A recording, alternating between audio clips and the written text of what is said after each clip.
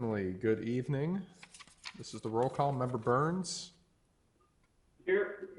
Member Murray appears to be absent. Member Russell. Here. Member Miller. Here. Member Danley. Here. Member Ryder. Here. Chair Peters. Here. You have a quorum. Thank you. Welcome to the October 21, 2020 regular meeting of the Lake Bluff Joint Plan Commission and Zoning Board of Appeals. Agenda item number 2 is our non-agenda item and visitor public comment time. Glenn, any activity from the public, or should we just pass through that? We do have one guest with us tonight. I believe she's here to listen to our conversation about underground garages. I'm happy to recognize her at this time, or we can, I think, continue on with our agenda. Okay. I think we can continue on unless she wants to speak to agenda item number 2. Does not appear so. Agenda item number 3, consideration of the September 16, 2020 PCZBA regular meeting minutes. Has everyone had a chance to review the minutes? Yes. Any proposed modifications or other revisions? Yes, I do have a couple. Please proceed. This is George. On page 3 of the minutes, under the 714 Birch Road item, the 5th paragraph from the top of page 3 of the minutes, there's a sentence that begins, Member Russell recommended, and it reads recommended the generator, but it says be placed more than 16 feet down from the wall. That doesn't really make any sense the way it's written. It's be placed no more than 16 feet west of the northeast corner of the building, just to define what we were talking about there. No more than 16 feet west of the northeast corner of the building. And then down in the motion item, where it's underlined, that's written backwards. It says, Member Russell moved to approve the variation with the condition that the generator be at least 16 feet west, and the idea was to keep it no more than 16 feet west, because the home was further west, so we wanted to keep it away from the neighbor's house.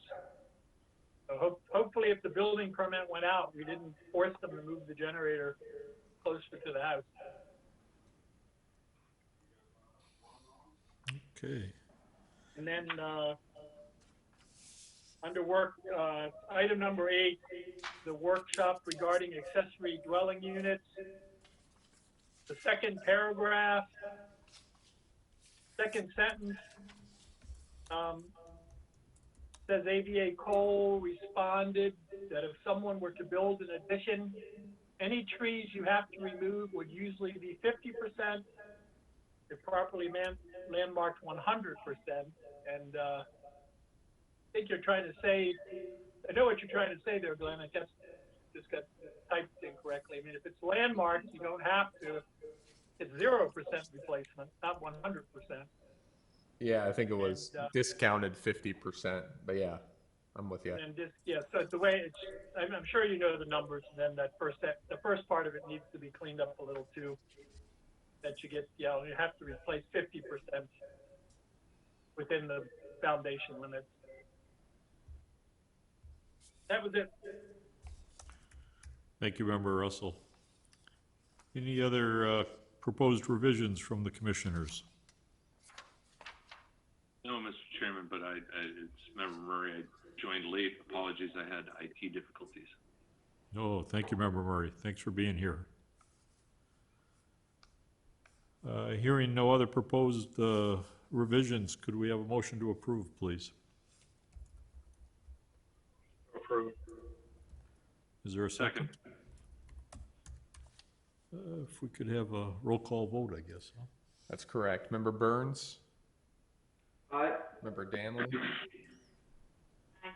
Member Miller. Aye. Member Murray. Aye. Member Ryder. Aye. Member Russell. Aye. Chair Peters. Aye. Motion carries. Thank you. Agenda item number 4. Mr. Cole, if you want to give us an overview, please. Sure. So as you'll remember, back in August, the PCZBA made an affirmative recommendation for two items of zoning relief regarding 541 East Prospect Avenue. The first was to grant a special use permit that would allow a subterranean garage to be built underneath that property. The second was a text amendment necessary to grant that special use permit. Essentially, the current regulations require that a garage not be visible from a front yard, or I believe a corner side yard. And so the PCZBA's recommendation was to strike that language.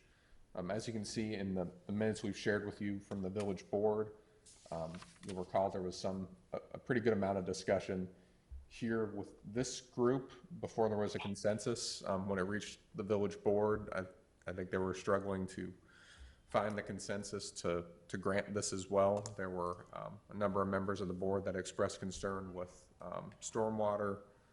You'll see in the minutes some discussion of life safety, the potential of liability to the village for issuing a permit and so on. But again, they chose to continue their discussion for a period of time, and during that time, following conversations with staff, the applicant withdrew their application.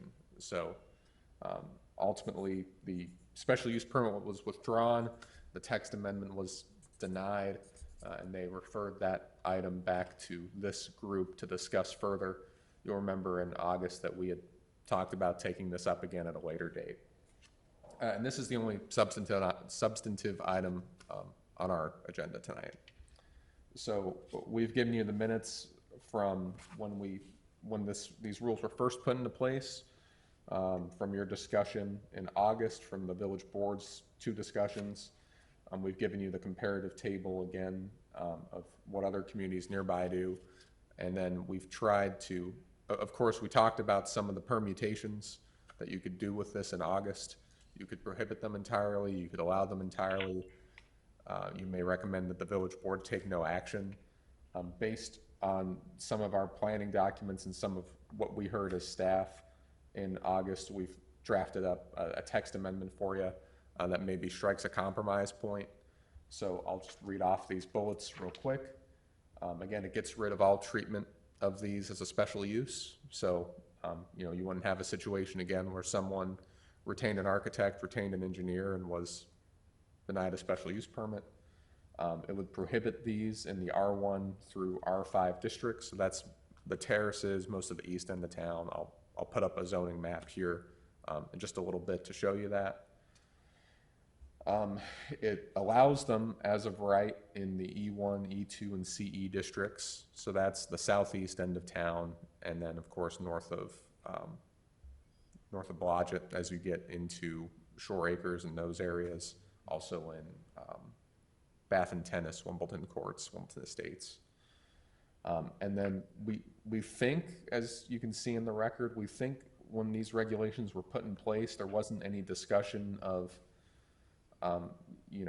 wasn't really intentional perhaps that this would prohibit these or make them very restrictive for multifamily properties, commercial uses, industrial uses. If we're cleaning this up, we would suggest making it clear that these rules are only intended to apply to single-family residential, which is what looks like is the case from the minutes and from the record. This was all around a review of the village's single-family bulk ordinance in 2004. Finally, as you're in here, just a little bit of cleanup.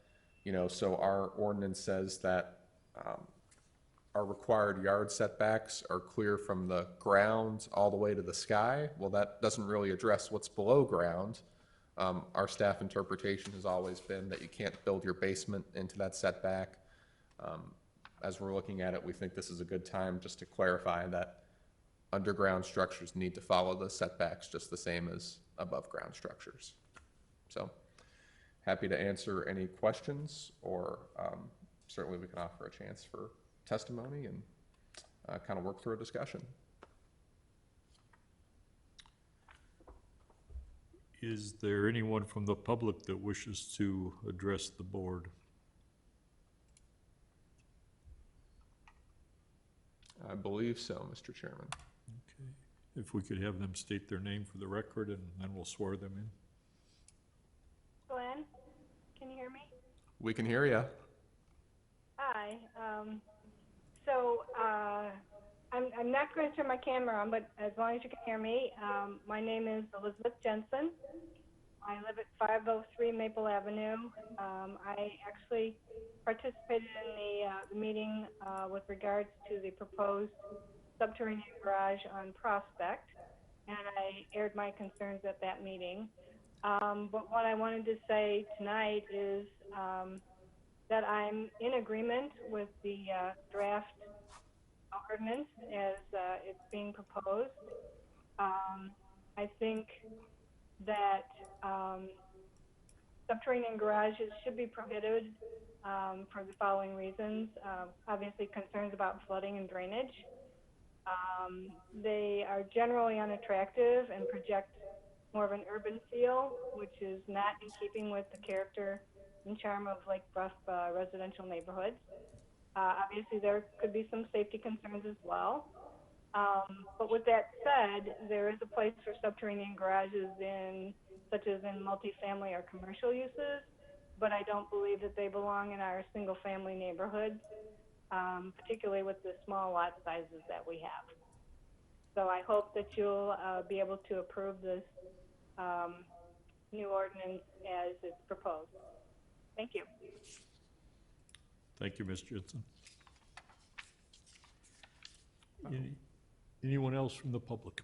We did have someone else join, so if you'd like to be recognized to speak, if you can raise your hand or just type a note in the Q&A real quick, we'll give you a moment to do that, or we'll proceed. While we wait, just for a little bit of spatial reference, so this is the village's zoning map. All those areas you see in purple are the village's estate districts. So E1, E2, and CE are large lot subdivisions. Those areas you see in blues and teals are the village's ordinary residential districts. So you'll see all of the terraces, most of the east side of town, most of the residences in the village are in one of those districts. Under this draft, or perhaps some other recommendation from the PCZBA, would be, could be prohibited there. There, of course, are other ways we can talk about that you could look at structuring this too.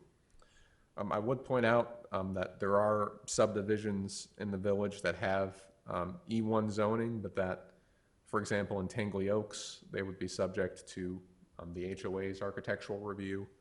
There would be, we don't address them specifically here, but there would perhaps be other restrictions, HOA regulations, architectural review, covenants that would keep them from building these. Thank you, Mr. Cole. I believe we can proceed.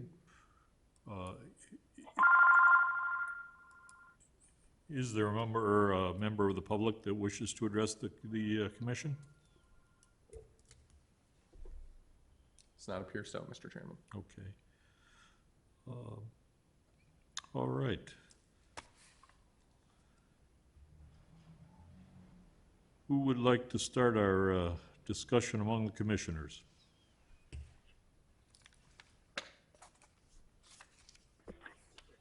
So Glenn, I've got a question. I should probably know this already. Dave, you're on mute. Dave, you're on mute. Still on mute? There you go. Okay, sorry. Glenn, I've got a question. I probably should know this already, but basements are not included in bulk, right? If underground? Yeah, so it takes, I think they're fairly common sense rules, but does take a bit of evaluation. So I'm forgetting the exact numbers, but built before generally the village's bulk regulations, you could come, I believe it's 5 feet above ground, maybe a little less, before that space would count at all. Built after the village's bulk regulations, that shrinks. So it's something like 2 feet above ground or above grade. But generally speaking, a basement would not be included. Now, when you have an exposed piece of a basement, like a walkout basement or a subterranean garage, you prorate that in. There's a formula based on the perimeter of wall of the basement and the piece that's exposed, And so some, but not all of the area of that basement is charged against your floor area ratio. Okay, thank you.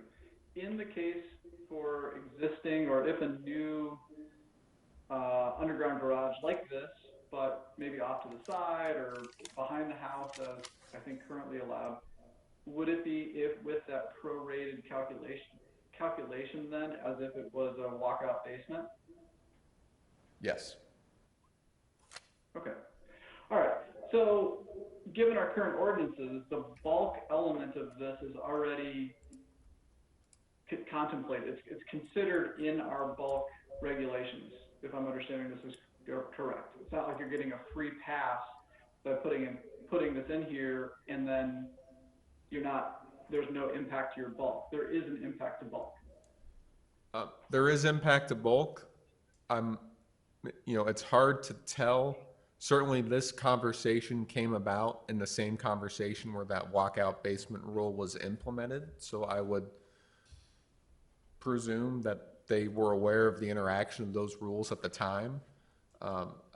In our staff discussion, certainly you could argue perhaps that it gives you some incentive to build an underground garage, and that bulk is most likely counted against you less than if you were to build just on the level, an ordinary attached garage.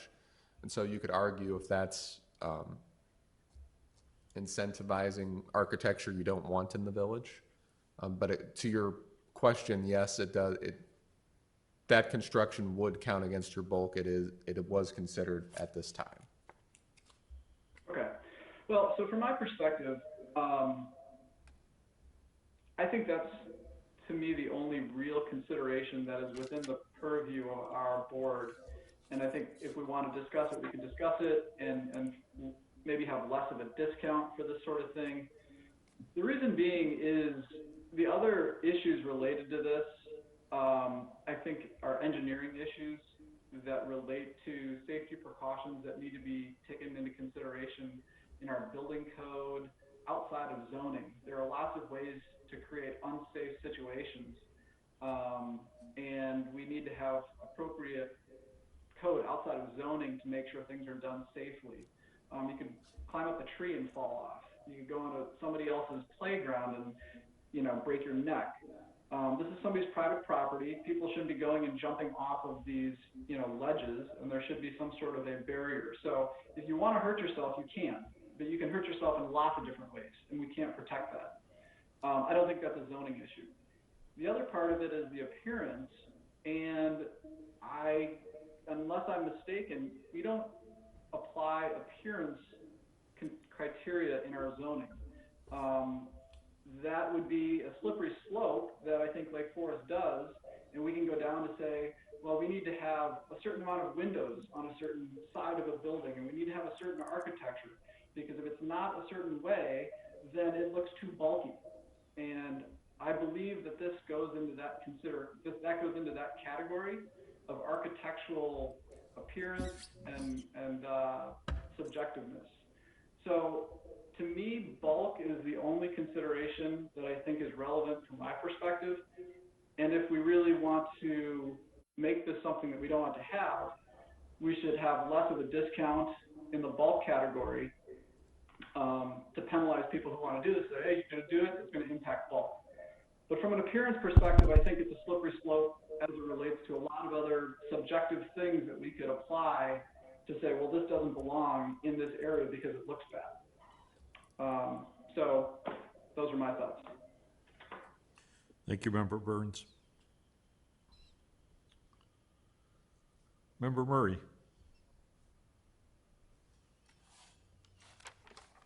In general, as we've talked about in past meetings, I'm supportive of people being able to improve their own properties as they see fit, as long as it's not an undue imposition on their neighbors or their neighbors' rights.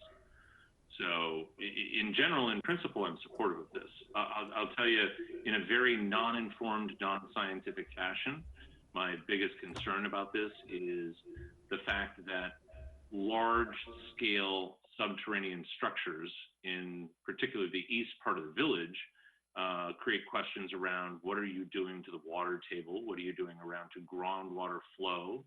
What are you doing in terms of forcing water into your neighbor's basements during storms and the like? This is, you know, a fact of life in Lake Bluff. It's something that we're all dealing with. And I wonder whether or not there needs to be some burden of proof here if we choose as a village to start allowing this. About the impact on groundwater. And again, I don't have the science background in order to determine what that should be. And folks like George, who have been involved, you know, in this conversation for a long time, may have some prior art here or insights into how to handle this. But that's my biggest concern. I worry that if this happens, that it could unintentionally, and even with, you know, kind of hewing to the standards that we have today for engineering studies or general groundwater or stormwater abatement, that we're not really addressing this. You know, generally we talk about stormwater abatement in terms of permeable surface. We talk about, you know, the need for remediation, but this feels like a new direction. And maybe it's more consistent with the standards that we apply to existing foundations and what those do. But again, it's a topic I don't know enough about, but I'm aware enough of it to say that I think that it's something that we need to discuss further and take the appropriate steps to make sure that neighbors are protected if someone chooses to go down this path. But in principle, I'm supportive of recommending to the village that this be permitted.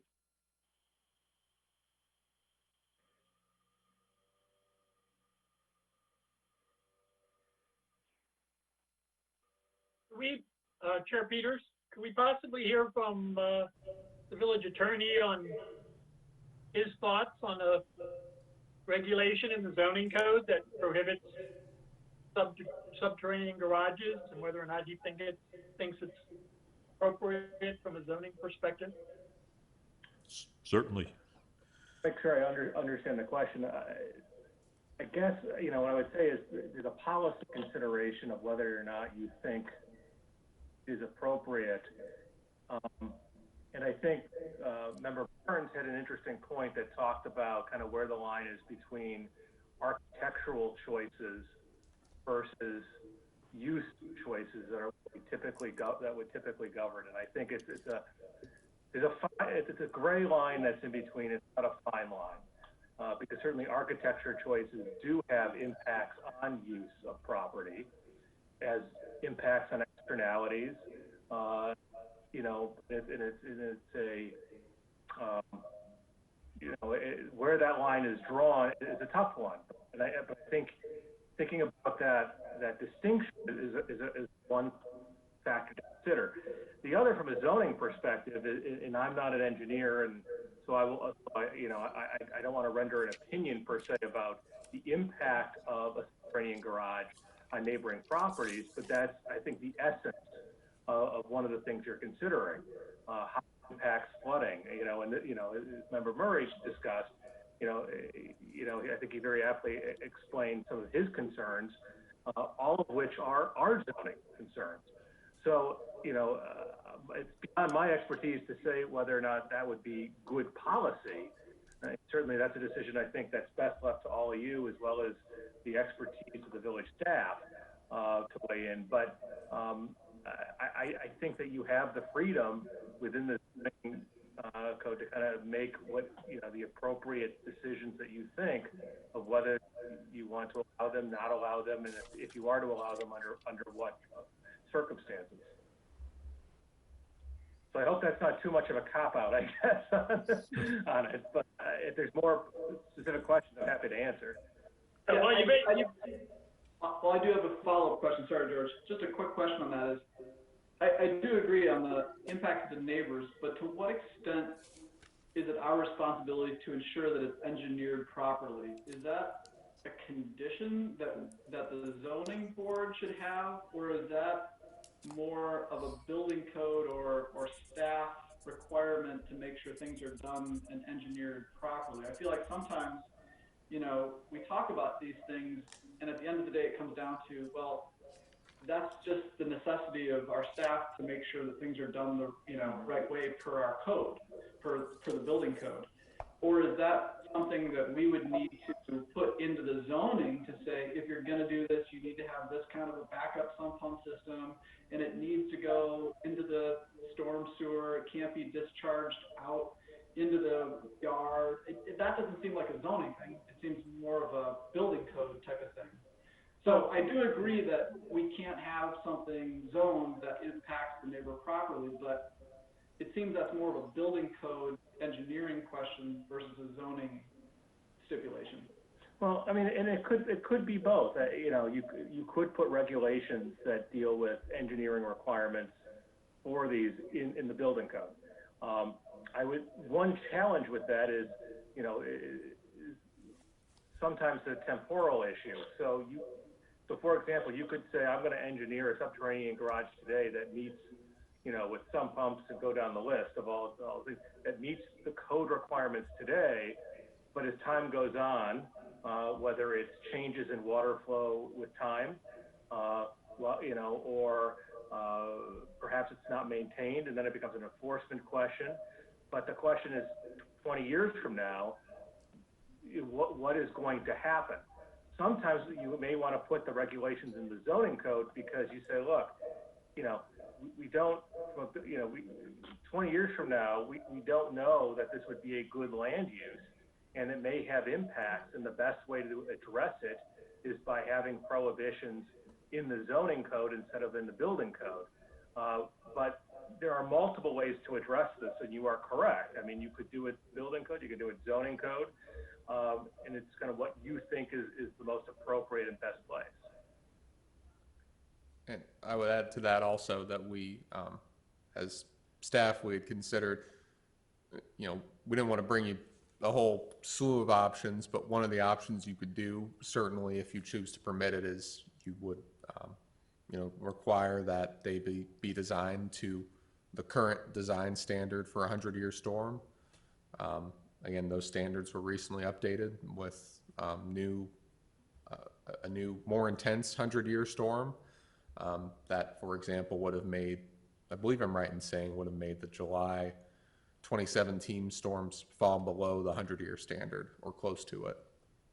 So that would be one option if the group is inclined to recommend that they be permitted as of right, that you could condition it on an engineer certifying that they've designed it to not flood under those circumstances.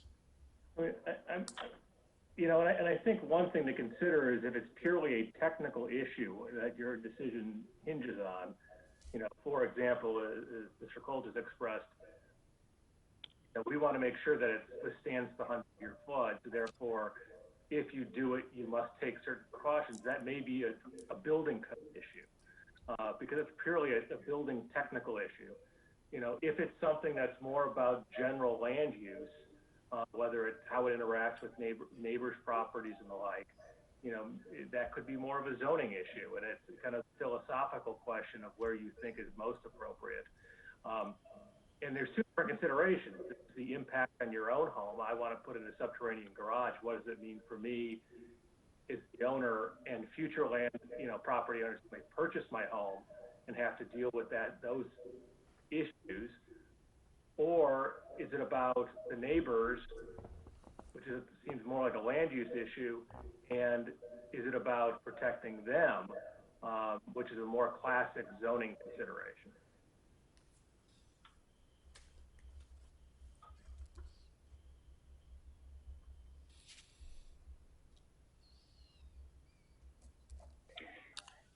I have a question about the neighboring communities or communities in our vicinity. Do I understand from the information that staff provided that the other communities, except for Glencoe, which doesn't seem directly relevant, but the other communities have nothing whatsoever about subterranean garages, and so from that, do I think they're allowed as of right, or as long as they fit within the other zoning codes, or am I to conclude something else from what's here? Yeah, so our understanding is that they are permitted as of right in these other jurisdictions. I mean, I would tell you my personal experience elsewhere was I had never run into a town that had taken an interest in regulating them, but also many places a underground garage is a particularly expensive endeavor, and so there were not many proposals to consider to have reason to take interest in it. Not necessarily true in Lake Bluff. Okay, and you think it's just a matter of supply and demand that these other organizations have, or these other cities haven't made regulations for whatever reason? We peculiarly had people building them in the early 2000s, and so we needed to do some regulating the special use approach, and other cities haven't. That's what I'm understanding you to say, and perhaps I'm sure more complex than that, but I wonder what would set us apart. Is it our lot sizes? Are we peculiarly having difficulty with water displacement? You know what, I guess I'm somewhat surprised to see how out of step with our neighboring communities we would be if we are already with the permitted use approach. And do we actually know whether these other communities count some of these taller exposed walls that would come along with the subterranean garage as additional floor area?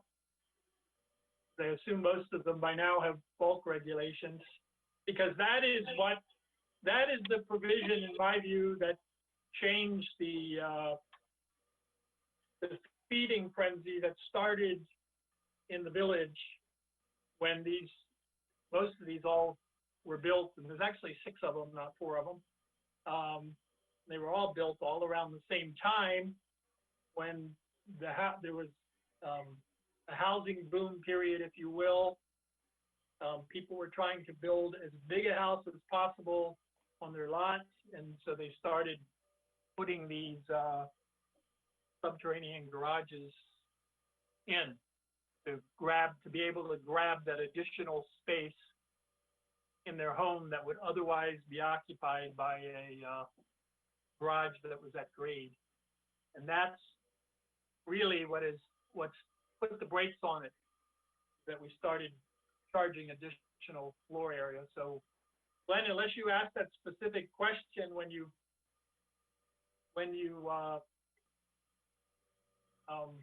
contacted these communities, some of them may be charging additional floor area because of the additional length of the exposed wall.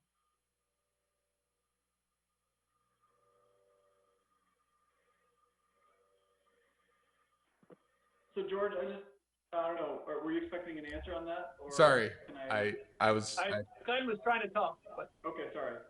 I apologize. I muted our mics here to cut back on a little bit of feedback we were picking up here. So I'm going to look. I think we have looked at that question in other contexts. I'll see if I can find it here. We didn't ask that question as part of this review. Our understanding going into this was really that we were having, we're focusing on the permitted use, special use, prohibited use distinction, not so much on the bulk aspect. We didn't think there was at the last meeting, we did not hear interest in changing how these were treated under the bulk regulations.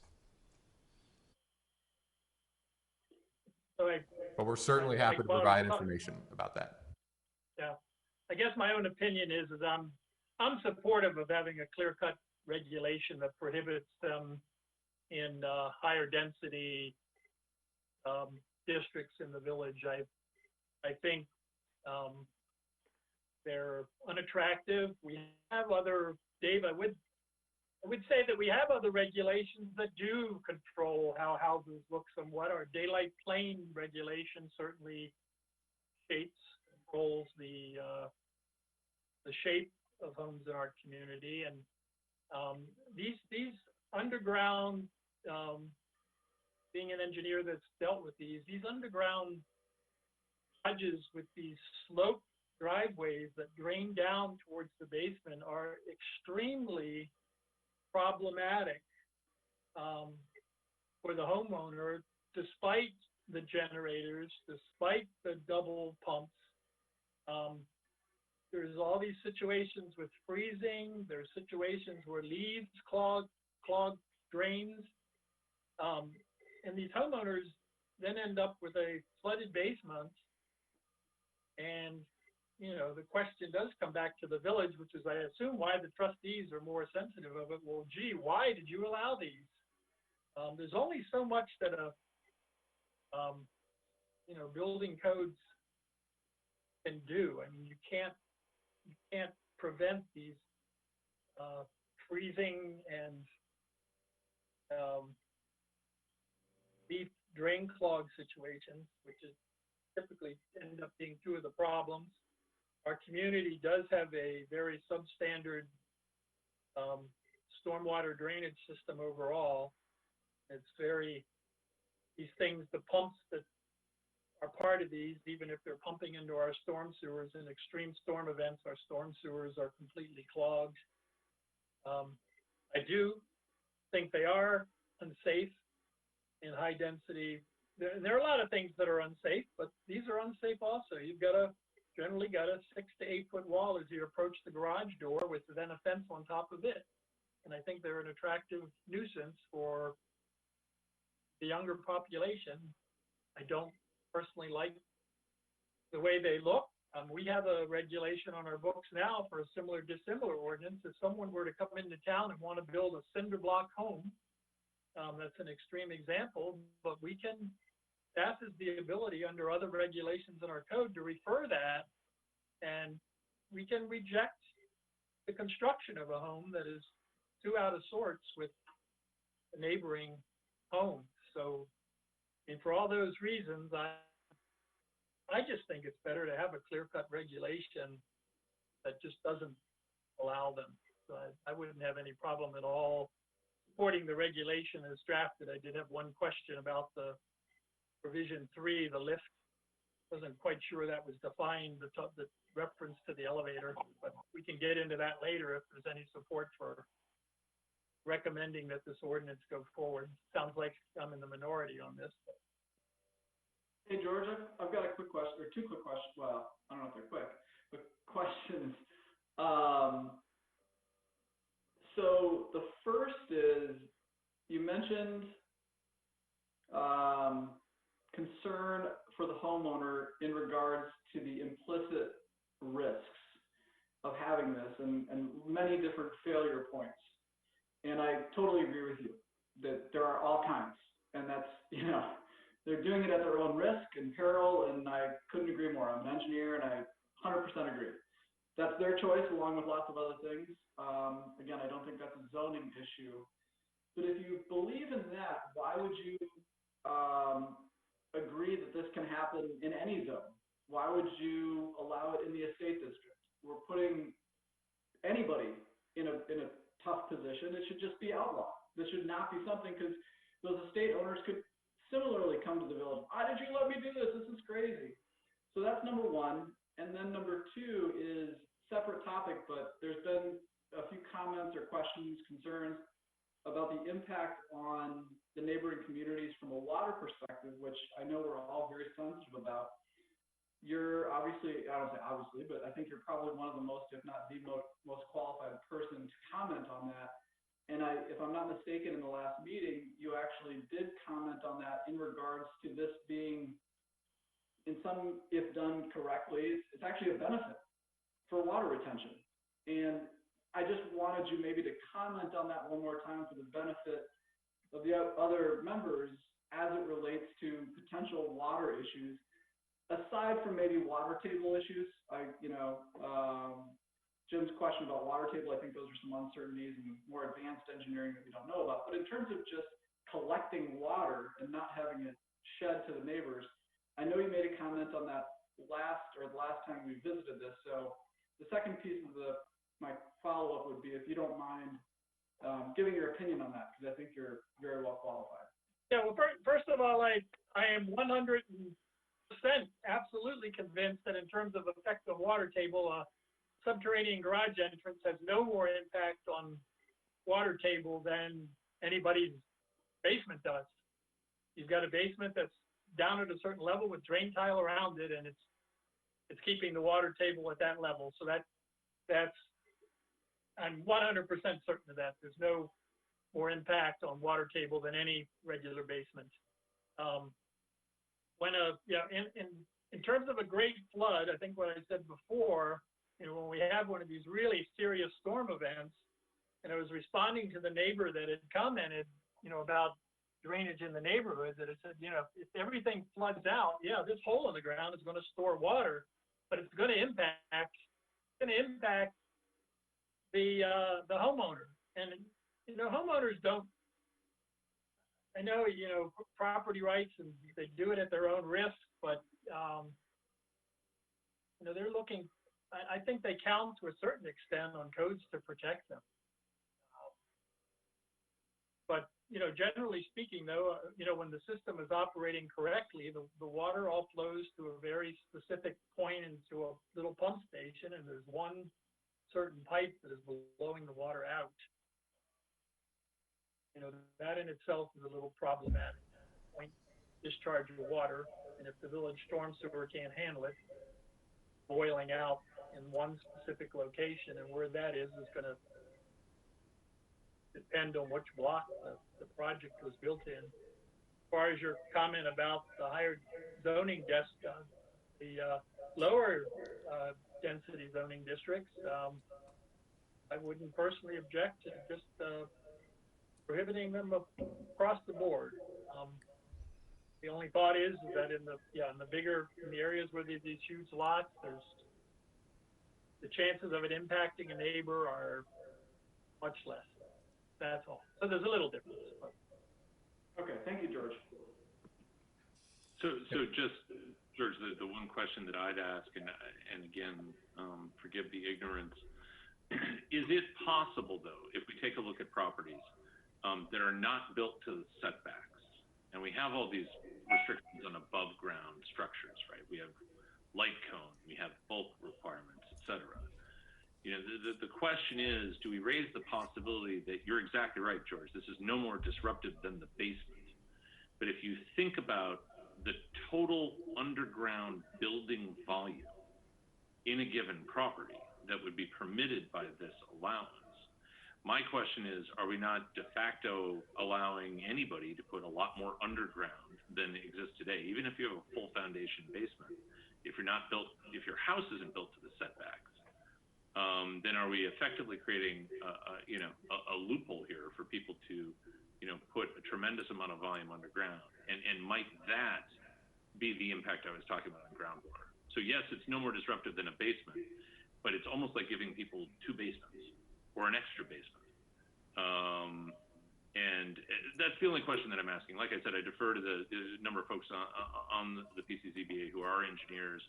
I just want to make sure that we're not inadvertently opening up some loophole where underground structures become common. Because if everybody has an underground structure in addition to their garage, or in addition to their basement, then as a village, we've got to be doing something to the water table. It just kind of stands to reason. Well, I think that, I'm sorry. No, that's it. Please, again, I think in the higher density, zoning districts, the homes are close enough that already that the basements are keeping the water table down below the basement level, and whether you've got double the perimeter due to some long depressed approachway, I don't think it has any different impact on the water table. And certainly even under the rarest, if we do away with all our regulations, including the floor area penalty for subterranean garages, I don't think we're going to see that dramatic of an increase in the number of these structures. Certainly would hope not.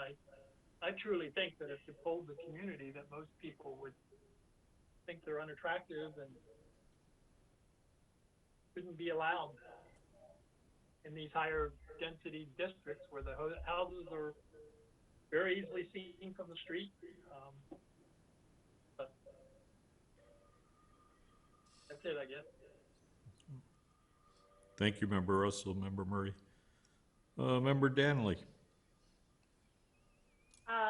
The first thing I've always thought is this is such an engineering dilemma, and I, in a way, wish that we could have a report or, basically the good or bad for our village. We could talk about the 100-year flood, we could talk about what the peak's going to be, or we could somewhat try to predict. But I think if we're really going to talk about what we are doing today, we have to sort of rely on the engineers. And also, even with Member Russell saying it's extremely problematic, makes me pause for concern about moving forward with any approval. But I really think that the engineers, if there's a way that we can build on their knowledge and build on a report, I almost think our last meeting, I felt that they had vetted the project and said that it really wasn't an issue. And I know that's just a singular case, and we're looking at an overall case in future sub-basements and garages, rather. So I just think we need to rely on that this is an engineering dilemma. How do we make it work with our committee? How can we rely on them a little bit more?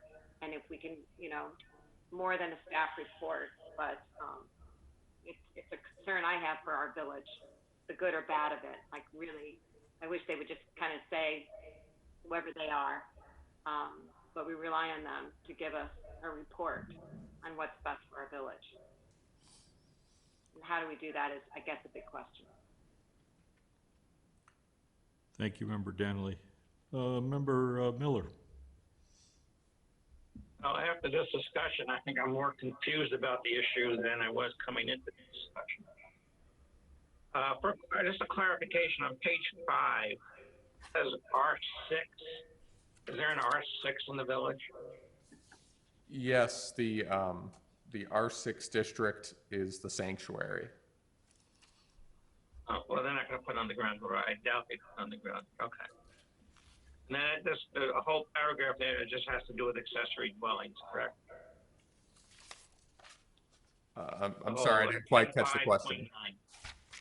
And 5.9 is just accessory dwellings and structure. It has nothing to do with necessarily what we're talking about as primary dwellings. Yeah, and so in thinking about where would you put a prohibition on garages, we were already talking about garages in that section, and we thought it made sense to expand that. Okay. You could put it somewhere else. So that said,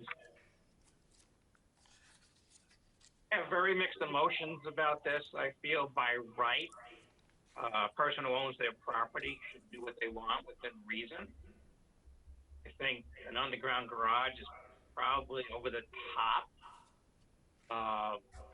Is it their right to do that as long as it does not affect the properties surrounding them, irrespective of looks and so forth? Engineering is the key to any structure.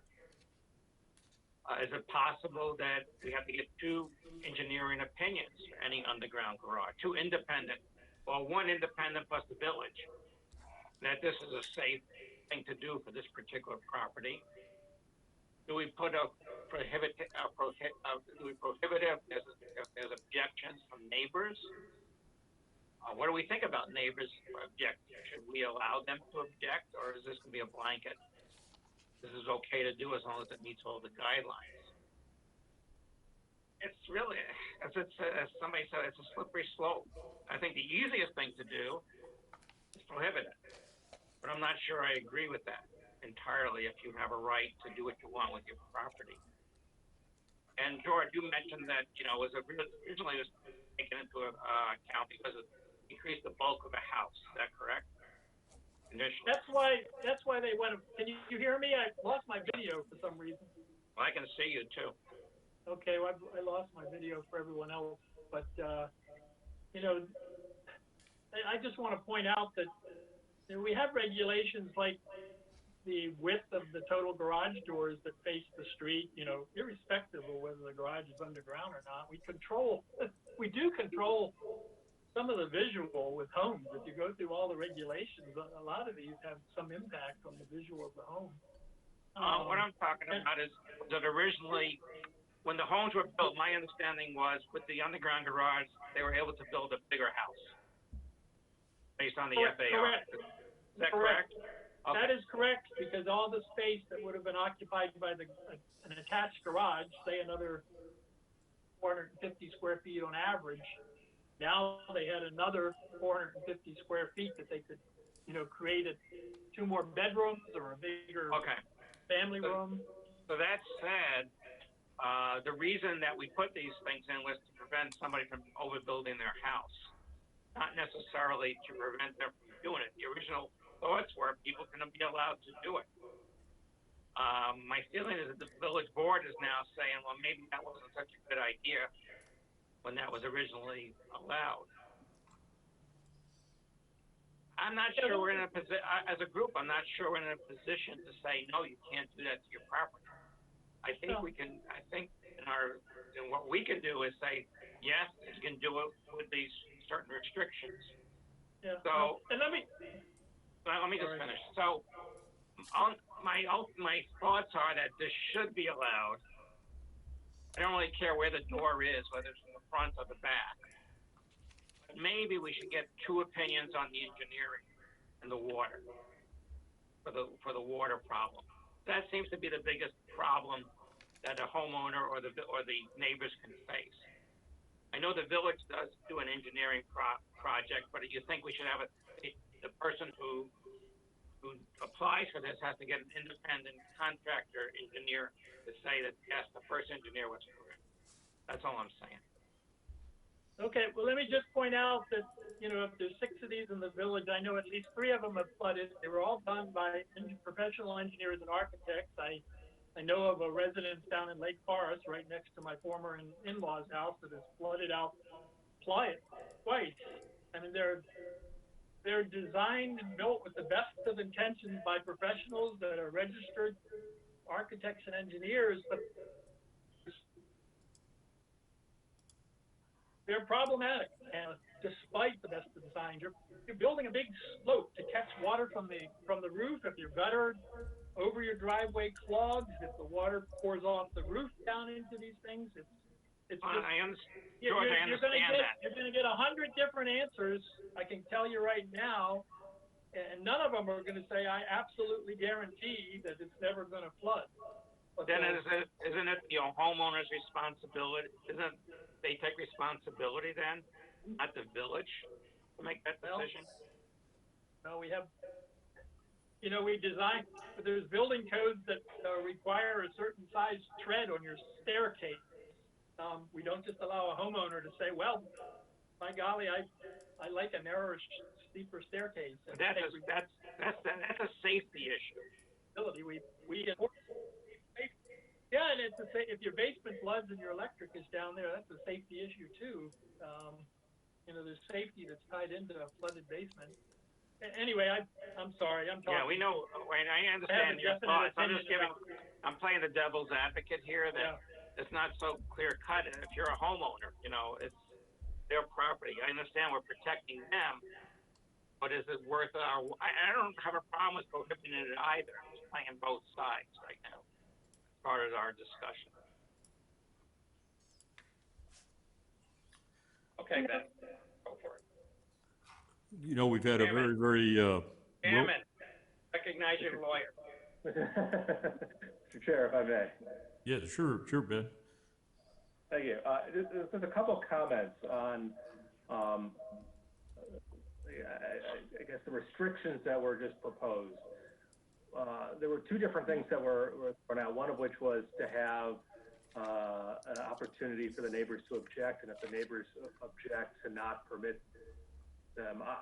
I would not suggest that condition because it's delegating authority to somebody that's not in an official position and may be unlawful because you can't delegate further, somebody might, a neighbor might object for reasons that have nothing to do with zoning concerns or building code concerns, but just because they don't like the neighbor. So it's a slippery slope also in terms of, do we want to ever give a neighbor a veto right?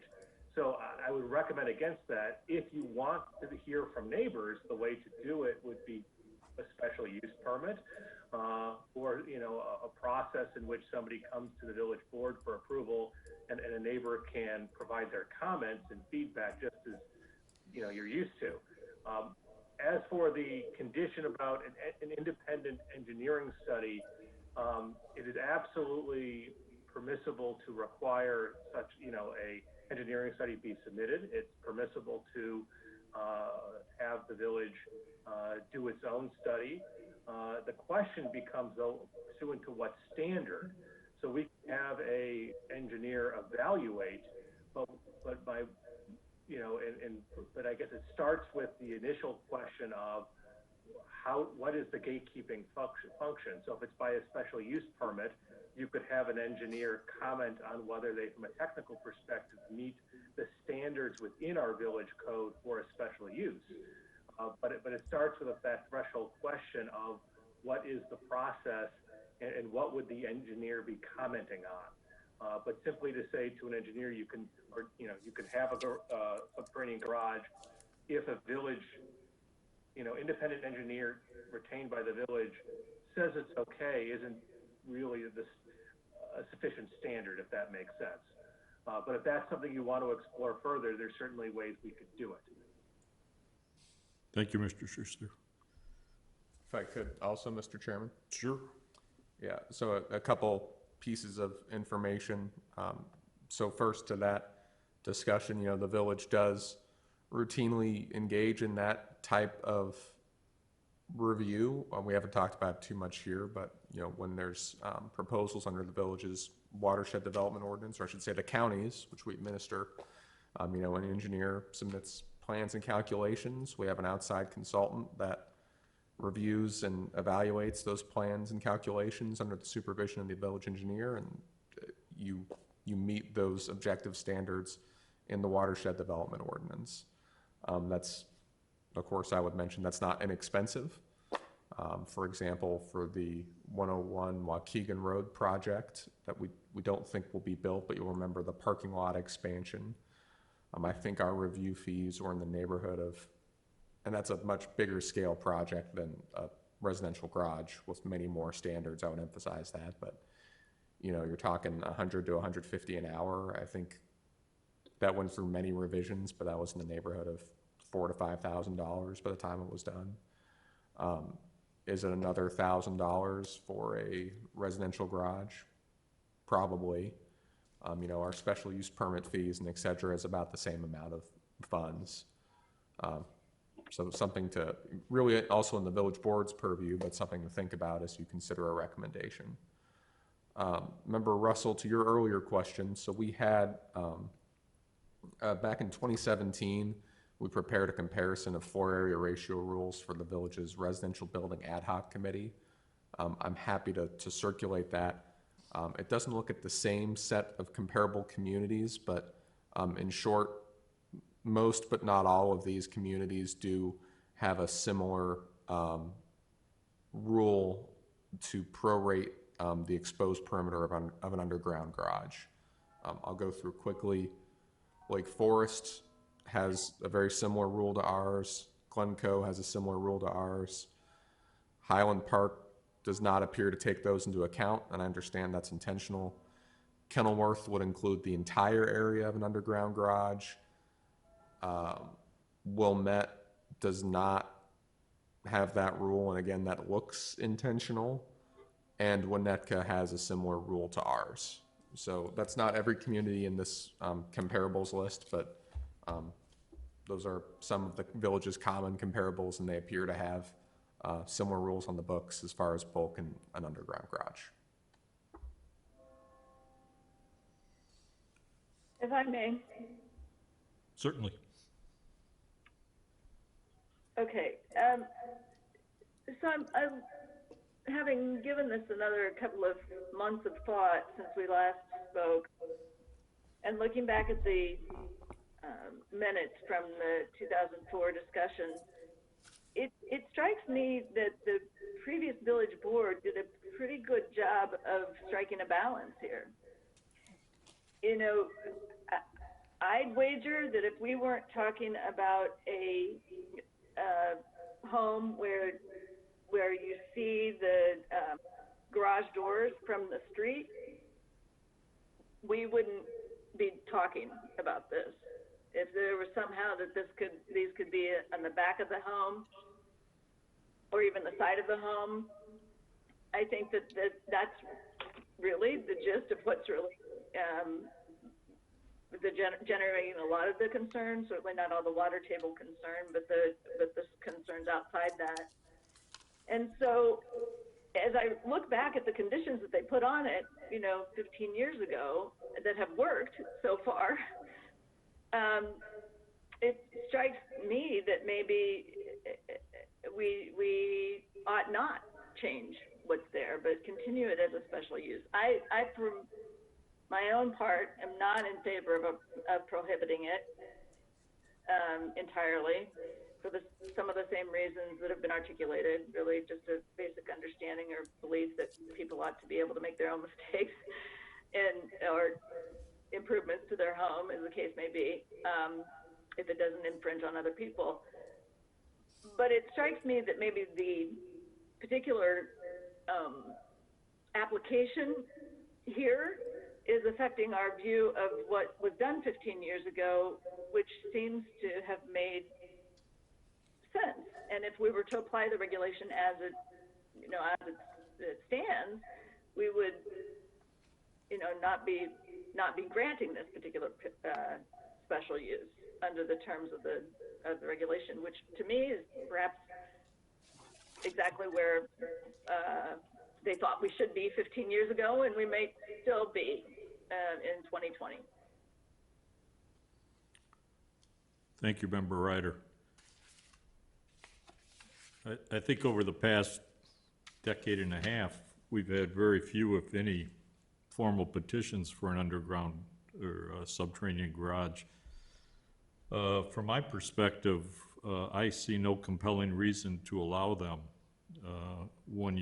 The countervailing aspects are property rights versus, health and safety, impact on drainage, impact on neighbors, potential liability to the village, potential aesthetic issues. I don't think that the property right issue supersedes those various countervailing factors. I don't think that these should be incentivized. I don't think they represent good policy, and I don't think they should be encouraged. And so I take probably a very conservative approach that there ought to be perhaps a prohibition across the line in all of the various zoning communities, so to speak. That said, as Member Ryder indicated, it seems as though the ordinance has worked well for the past 15 years, and I don't disagree with that approach. We haven't had many issues. We perhaps have had no issues, and so I'm not a proponent of any significant change in that ordinance other than to keep it restrictive.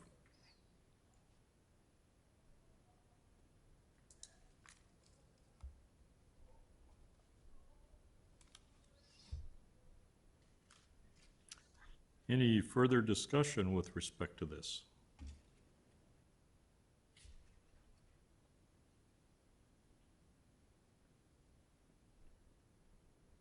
Well, the one thing that always struck me funny about the original ordinance that I personally completely disagreed with, but I didn't have a vote at that time, was the fact that there was this prohibition that was added about having no garage doors face the street. The fact that we now require them to, someone wants to build a subterranean garage, now they have to have a much longer driveway typically to loop around the side of the house or even worse yet, if they would enter into the back of the house. And I personally never understood the benefit of that regulation when we allow, regular homes to have a double door garage, facing the street. Just tossing that thought out there. Well, don't you think it was a disincentive to do this by adding that? So they didn't prohibit it, Well, but they made it quite a disincentive. Right, coupled with the FAR penalty that was introduced, Elliot, and this, made it much more difficult, obviously, and no one has come forward in 15 years till this applicant did 2 months ago. Yeah, what I see is, this happening again. Somebody putting a garage in the front is going to come back to us. So, if this committee is in favor of permitting an subterranean garage, I firmly believe we should allow the door to be in the front as well as the side and the back. But it doesn't come to us for that particular reason. Alternatively, if we're going to keep it in the back, we might as well just prohibit the whole thing. But it's not going to happen. And why bother have somebody doing special use permit for something that we're not going to approve of anyway?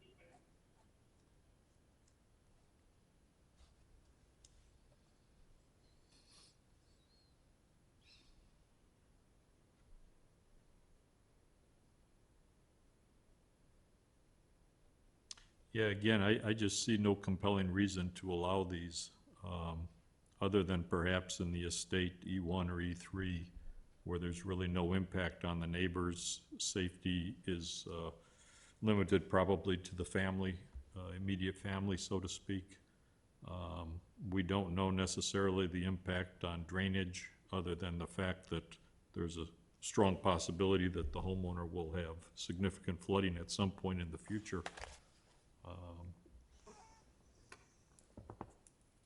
So I'm just not persuaded to allow these as a matter of right.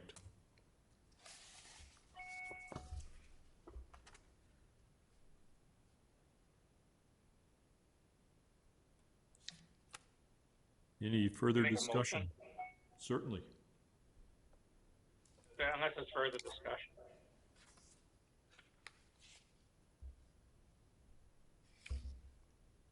Member Miller? Okay, I'd like to make a motion to accept the text amendment as written to prohibit underground garages. Be done with all this.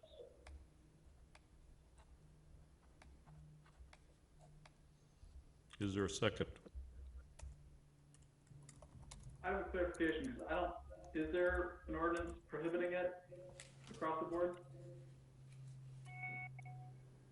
So what you have in, Elliot, I thought you were saying, motion as written, right? Or are you just kind of? Wait. Because it is allowed in other districts, I think. It's just prohibited in the. Well, and everywhere but the estate district. Okay, got it. I was only clarifying to make sure we were. Just in the the district, the R district. So it's as written, just kind of in the memo. Okay, got it. Just want to clarify. Second. Any further discussion? So the motion is, Mr. Schuster, if you could perhaps, or Member Elliott, if you could restate it, please. The motion would be to prohibit underground garages in the R districts. Okay.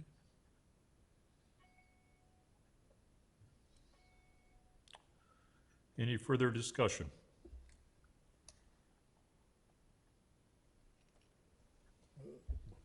We could have a vote, please. certainly, the order is random. Member Miller, Aye. Member Ryder, Nay. Member Murray, Nay. Member Danley, Nay. Member Burns, Nay. Member Russell, Aye. Chair Peters. Aye. The motion does not carry on a 3 in favor, 4 against.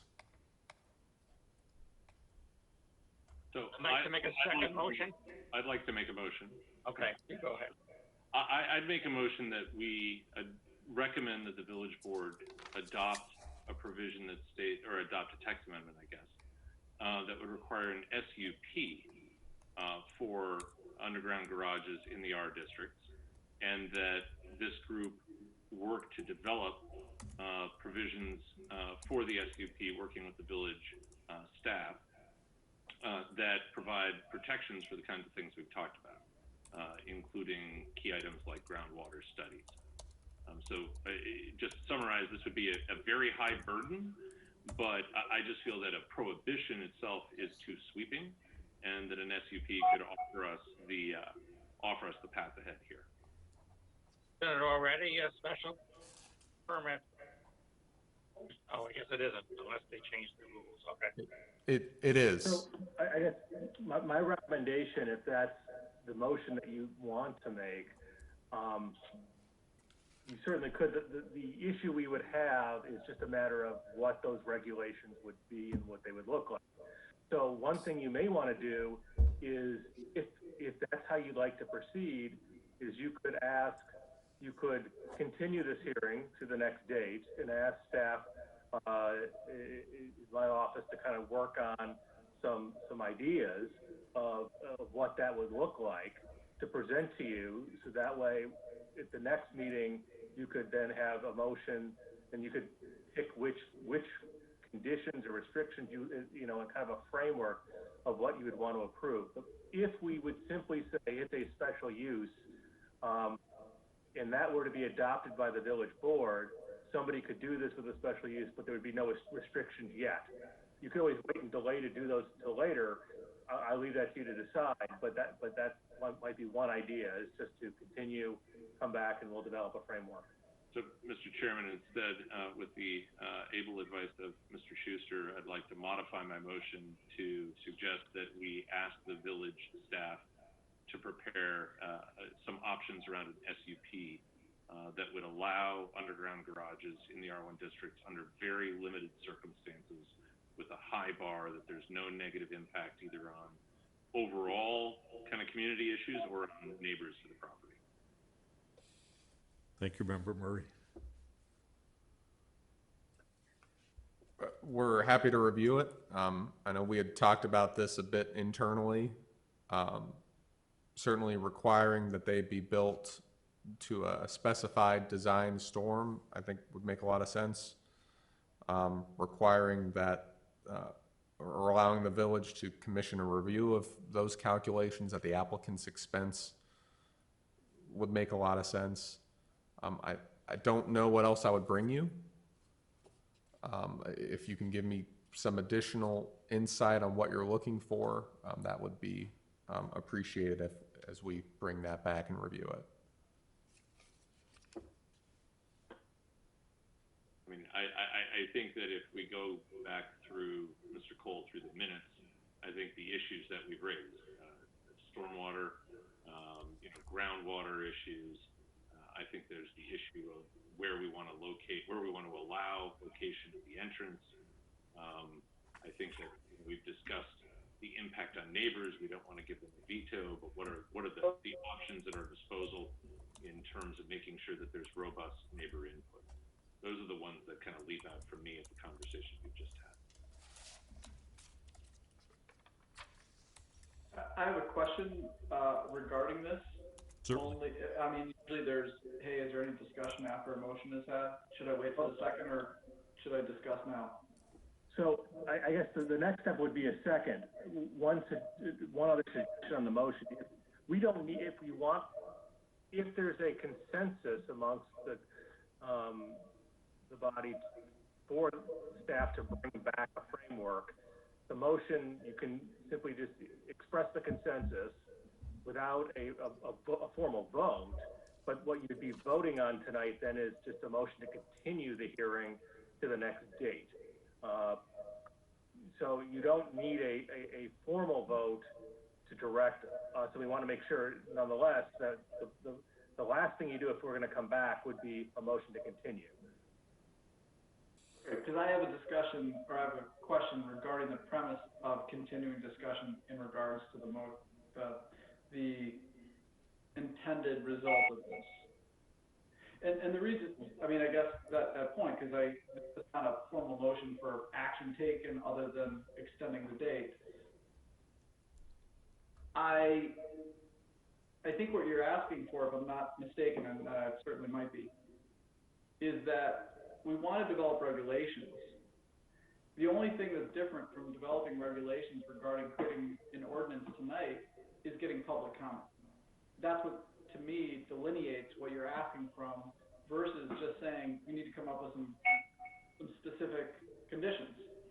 And I am all for getting public comment in things that I think are broader in scale, like residential development or mixed-use development, something like that.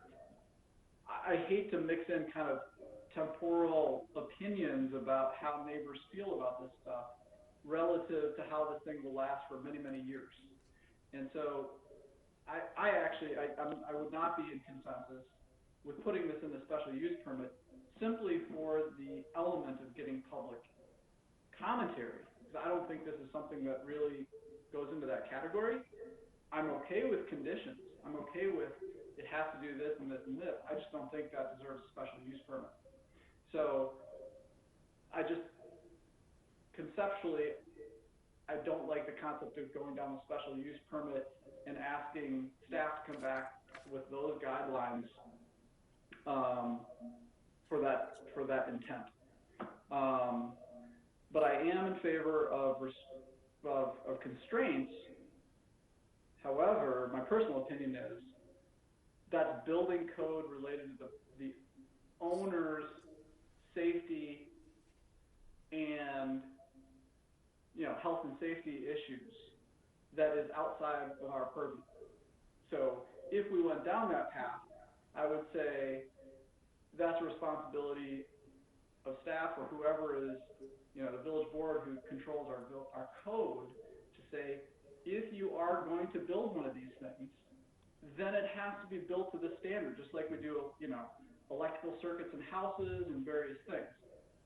So again, I don't think that's our purview to determine the rigor with which these things are made to manage engineering issues of how this is built. That's my commentary on the approach. So if we decide to get on the approach, I'm fine. I'm not in consensus then. No, I like the way that you've done it. So since no one has seconded, I think I can still modify my own motion, which is just delete the point about the SUP. Why don't we have village staff go off and give us a briefing on alternatives available to us to impose restrictions on this, to create a high bar without opening up to an endless kind of whether your neighbors want you to do something type debate, because David's exactly right. And that was my error in framing it that way. So I think that's a more general question, which is what tools are available to this group in order to put a very high bar in front of people who want to do this without basically stating that you can't do something, because not all lots are the same, even in the R districts. And there are some people who could probably do this without impacting neighbors or groundwater or anybody. And should we really be taking away their right to do something? That's what I'm choking on. So I'd be happy to, now that I've changed it twice, put that motion forward, which is hopefully going to produce some data without locking us into a non-productive framework. May I? Certainly. So do we have an option to recommend that we leave the ordinance as is? I say that because I think, in fact, it does precisely what we're talking about needing to do. It sets a high bar.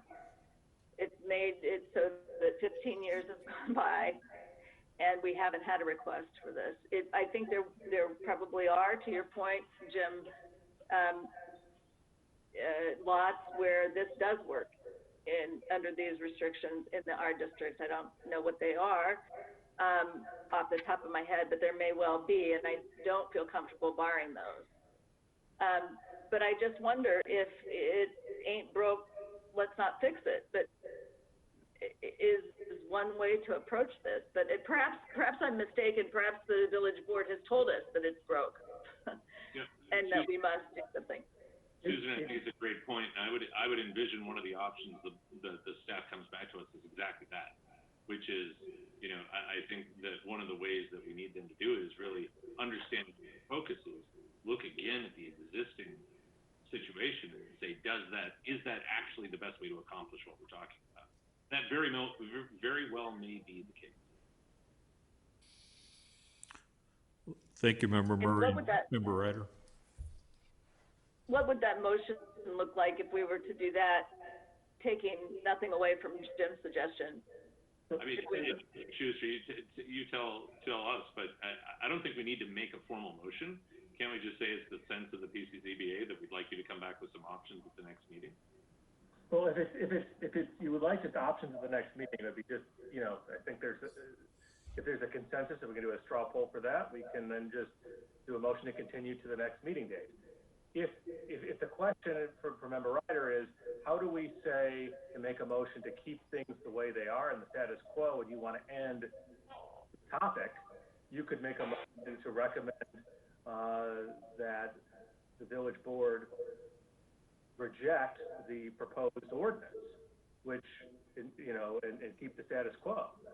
And that would be your prerogative, in which case it would be like any zoning application. Your recommendation is to, you know, for them to deny it. It would then go to the village board on a negative recommendation, and then it would be up to the village board to decide what it wants to do with that recommendation. I would also add, I can elaborate on this, but again, looking back at what was done in 2004, you know, the draft of ordinance you have here does involve other things aside from a subterranean garage with a single family residence. And so even if you were to say that should not be changed, and we can talk through it again if you want, there's some definitional cleanup here we would recommend, and the multifamily industrial commercial topic probably should be discussed as well. To that end, then, I think Jim's motion is the one that makes sense.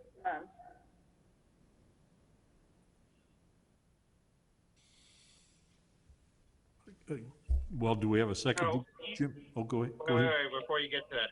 So the current, to belabor this thing, but the current guidelines, the current law, regulation, kind of has everything in there, but it's not spelled specifically. Jim, are you asking for specifics? I think we're asking for options. One of those options could include the fact we don't need specifics. The existing regulation is fine, and it's the best way to, good order, accomplish what we're after. So it's entirely possible that that's the answer to the staff. So we're looking at a 15-year update to see if we're still valid from 15 years ago. Basically, yeah. That makes sense. Okay. I second. Any further discussion? Just to be clear, so the motion on the floor at the moment is a motion to continue to the next meeting date, which would be, Glenn, that would be, if you can do this faster than me. November 18th. 18. Is that correct, Member Murray? That's correct. Yep.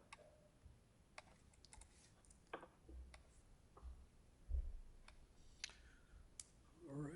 I guess we're in a position to vote on the motion to continue. All right, then. Once again, the order is random. Member Murray. Aye. Member Burns. Aye. Member Ryder. Aye. Member Miller. Aye. Member Danley. Aye. We cannot hear you. Yes. Member Russell. Aye. Chair Peters. Aye. Motion carries. Thank you. Hey, Glenn, I've got a question for you. Do you actually have guidance on what you're supposed to do here? Guidance on what? On what you're trying to bring to the meeting next time? I think I've got a pretty good sense of what the group's looking for. Again, if I had one wish, it would be, if the group does have a consensus about these definitional changes around, multifamily, industrial, commercial, if we're really focusing on residential, I think we can give you the options you need at your next meeting. Okay. Just want to make sure those Just points making aren't sure. lost. Yeah. That's my sense. Okay. And I think we've made a rather extensive record, so that will all be memorialized also. Most certainly. Agenda item number 5, staff report. No report tonight, Mr. Chairman. Thank you. Agenda item number 6, commissioners report.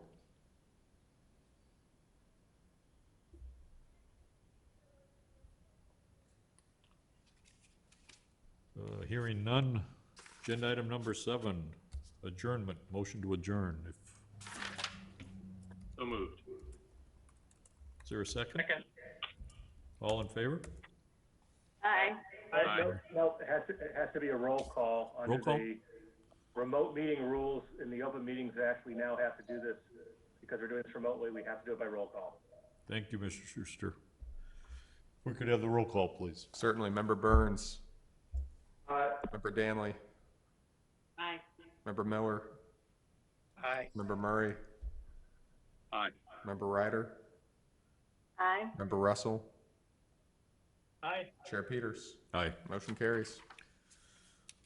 Well, thank you very much to all the commissioners and to Mr. Schuster and Mr. Cole.